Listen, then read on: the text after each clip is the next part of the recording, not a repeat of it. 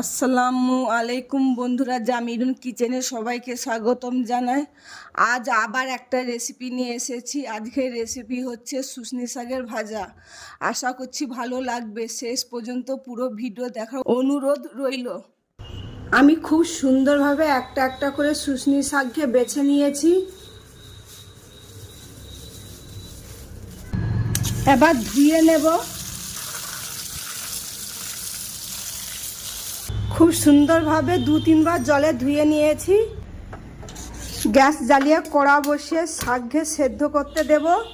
কড়াইয়ে শাকঘে দিয়ে সেদ্ধ করে নেব। লবণ দিয়ে ঢেকে দেব।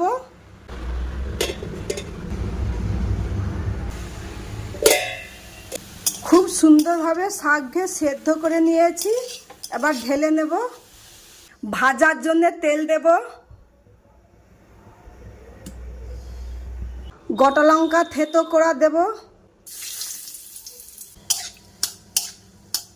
পেঁয়াজ কুচি দেব। পেঁয়াজ কুচি দিয়ে কিছুক্ষণ ভেজে নেব।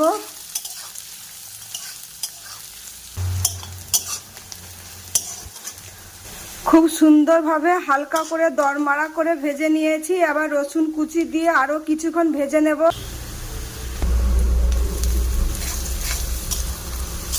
খুব সুন্দরভাবে ভেজে নিয়েছি। এবার সেদ্ধ করা শাক দেব, দিয়ে আরও কিছুক্ষণ ভেজে নেব।